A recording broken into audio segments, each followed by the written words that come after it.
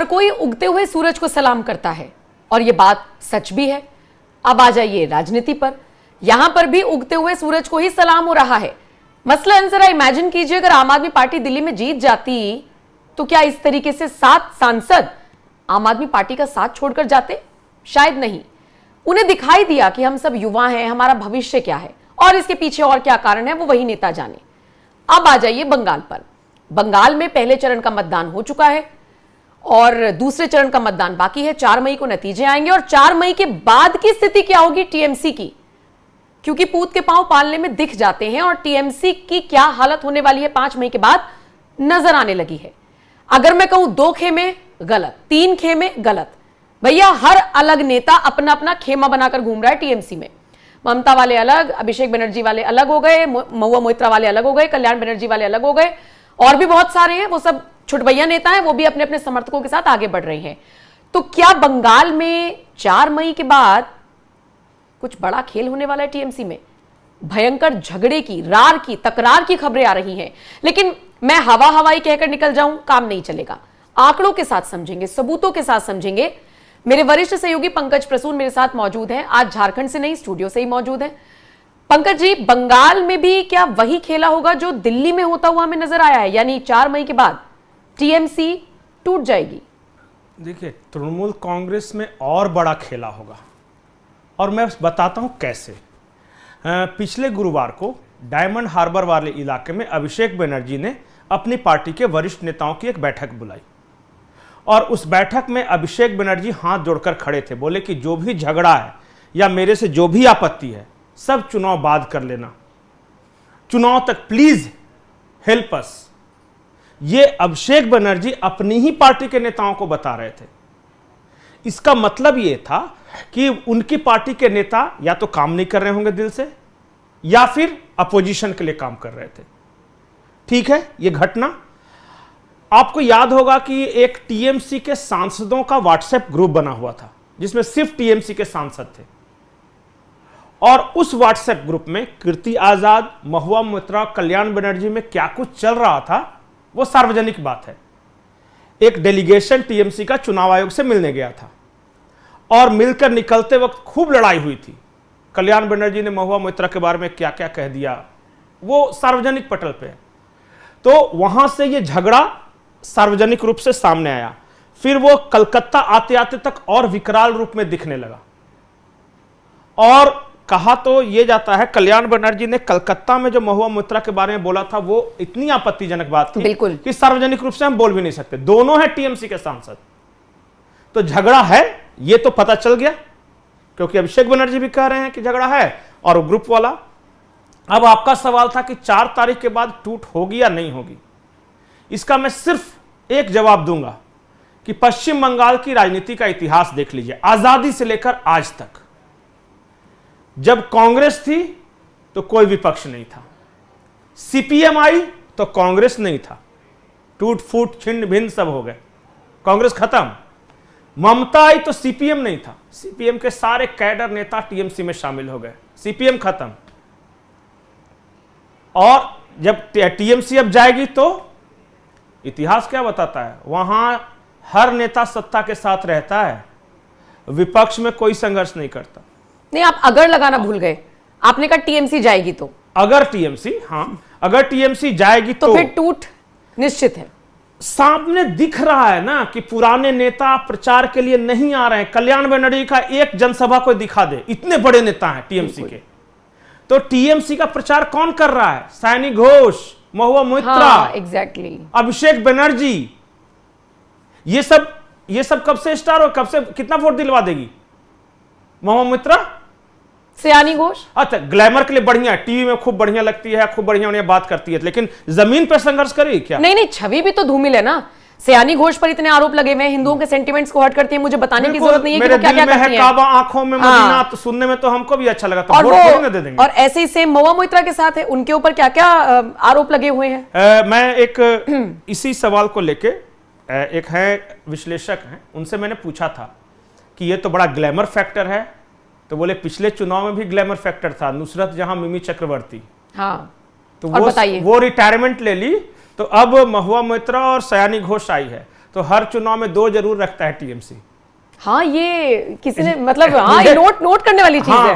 और अगले चुनाव तक ये दोनों जाएगी कोई दूसरा। तो टीएमसी राजनीति में देखिए, टॉलीवुड मतलब जो बंगाली फिल्म इंडस्ट्री है, प्लस कॉन्ट्रैक्टर और प्लस पुराने नेता की बगावत। कॉन्ट्रैक्टर का कोई ईमान धर्म आइडियोलॉजी नहीं होता। उनमें से बहुत सारे नेता हैं, विधायक हैं, जो कि ठेका पट्टी के चक्कर में है टीएमसी के साथ। अगर सरकार बदली तो सबसे पहले तो वो जाएंगे। दूसरी बार सरकार अगर मतलब कि लगा बदली तो ये जो पूरे नाराज विंग है ना, वो पहली बार ममता बनर्जी को डर है कि मेरी पार्टी हार रही है। और उन्होंने क्या कहा था एक भाषण में, पता है? टीएमसी जिंदा रही तो फिर मिलेंगे, tata bye bye good night. TMC जिंदा रही तो फिर मिलेंगे, ममता बनर्जी यूं ही बोल रही थी। ममता बनर्जी को अनुभव है, वो संघर्षशील रही हैं, वो कोई बाप दादा के खानदान से राजनीति करके नहीं आई है। सड़क पे लड़के यहां तक पहुंची है, उनको सब पता है कि क्या और सड़क पर जो माहौल बन रहा है, मुझे लगता है कि वो उन तक पहुंच रहा है। एसी कमरों में बैठ के ट्वीट करने वाली राजनेता वो नहीं है। नहीं, और एक चीज जान जाइए, ममता बनर्जी को एहसास है कि वो हार रही है और उनके कई भाषणों में ये पता भी चल रहा है। जैसे मैं आपको बताता हूं, ममता बनर्जी कह रही हैं कि मुझे हरा रहे हो ना, लेकिन समझ जाना जब मैं नहीं रहूंगी तो यही मुसलमान तुम लोगों को मारेगा। ये हिंदुओं को डरा रही थी। इसका मतलब उनको पता है कि हिंदू उनको नहीं दे रहा। डरा रही है कि नहीं? जब वो कह रही है कि टीएमसी जिंदा रही तो फिर मिलेंगे, गुड बाय, नमस्ते, टाटा, शब्बा खैर, पता नहीं क्या क्या बोल कर निकल रहे, उनको पता है। इनके भाषणों में दिख रहा है, उनके बॉडी लैंग्वेज में दिख रहा है। पहले ममता बनर्जी जब डांस करती थी तो महिलाएं तालियां बजाती थी। आज उनके फनी कार्टून्स बना रही हैं वही महिलाएं। बिल्कुल वही महिलाएं मीम्स बना रही हैं। वोटर वही है, लेकिन इस बार वोटर जो है उनसे मन बना लिया है कि बस बहुत हुआ। अच्छा, एक चीज और है पंकज जी, ये तो चुनाव से पहले का हाल है। अभी तो सेकंड फेज का चुनाव है जो बहुत टफ है बीजेपी के लिए। आप सोचिए, इमेजिन कीजिए, अगर जिस तरीके के आंकड़े या सट्टा बाजार में ये सब चीजें चल रही हैं कि बीजेपी आ रही है, अगर बीजेपी आ जाती है तो 5 मई के बाद फाइल्स कौन कौन सी खुलेंगी ममता बनर्जी की, उनकी सरकार की, और उससे बचने के लिए कितने नेता इधर उधर भागेंगे? बिल्कुल, सारे मंत्री, लगभग सारे मंत्रियों के खिलाफ करप्शन के चार्जेस हैं। लगभग सारे मंत्रियों के खिलाफ ईडी की कार्रवाई चल रही है अलग अलग। आज पता है, आज छापेमारी हुई है कलकत्ता, बर्धमान, और इसमें एक चितरंजन साहू है। वो क्या है कि वो पीडीएस मिनिस्टर थे वहां। पीडीएस मतलब कि जो अनाज आता है ना गरीबों को बांटने के लिए, तो उन्होंने बड़ा कमाल का काम किया। वो क्या किया कि जो एफएसआई का बोरा रहता है, फूड कॉर्पोरेशन ऑफ इंडिया का, तो ऊपर उसमें मार्किंग रहती है, तो उन्होंने अनाज पलटा और बोरा भी पलट दिया और फिर अनाज को भरा उसमें, बाजार में ले जाकर बेच दिया। ये घपला, अरेस्ट हो चुके थे, मिनिस्टर अरेस्ट है। और आज छापेमारी हुई उस मामले में। तो टीचर रिक्रूटमेंट स्कैम में शिक्षा मंत्री हैं। कोयला घोटाले में कोयला मंत्री का इस्तीफा हो गया है, जांच की आंच अभिषेक बनर्जी तक पहुंच रही है। पीडीएस स्कैम में जाएंगे, उसके बाद ये पोंजी स्कैम जो इस सब वाला जो होता है ना, चिटफंड कंपनी वाला, ये तो पूछे ही मत। तो सब आधा से ज्यादा तो रडार पे है, तो उन लोग सरकार बदलते ही जाने में देर लगाएगा। और एक चीज मैं और बता रहा हूं, शुभेंदु अधिकारी ने भी ये दावा किया है कि टीएमसी 4 मई के जैसे ही रिजल्ट आएगा शाम को, टीएमसी के बहुत सारे नेता उनको फोन करके कह रहे हैं कि भाई मेरा ख्याल रखना, हम भी हैं।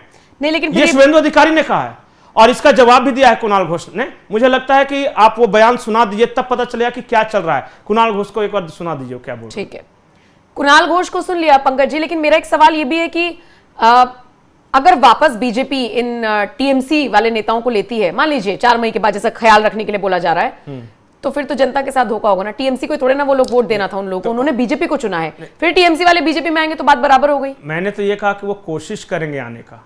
हाँ, मतलब बीजेपी को नहीं लेना चाहिए। फिर अब लेना चाहिए नहीं लेना चाहिए वो भी मेरिट देखेगा कि अगर कोई काम का आदमी रहेगा तो ले लेंगे, बाकी बोलेगा तुम्हारी एंट्री नहीं है। अब ऐसा थोड़ी ना है कि हर ठेकेदार को बीजेपी। हाँ, इस बार एक चीज है, आप बंगाल में जैसे ही सत्ता बदलती है वो सारे लोग शिफ्ट कर जाते हैं।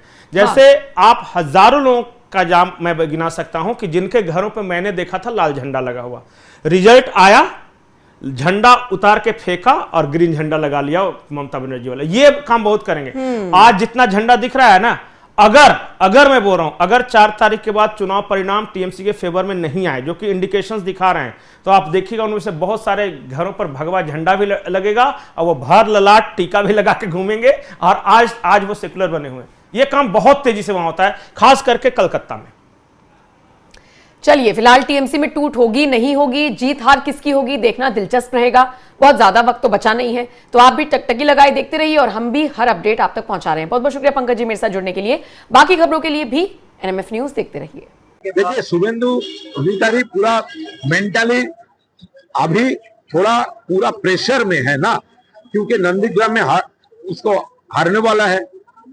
भवानीपुर में, नंदीग्राम में हार चुका है, भवानीपुर में हारने वाला है। और पूरा भाजपा, वो उसका जो फ्यूचर है, भाजपा का लोग, बंगाल का लीडर्स, वो तो अनसर्टेन हो गया है। Trinamool huge vote, huge seat से जीत रहा है, इसीलिए वो डिसबैलेंस्ड होके ये सब आउट ऑफ डिप्रेशन ये सब बोल रहा है। ये थोड़ा 2-4 दिन के लिए उसका जो वर्कर्स है उसको अभी वोकल टॉनिक देने के लिए ये सब डिसबैलेंस स्टेटमेंट दे रहा है।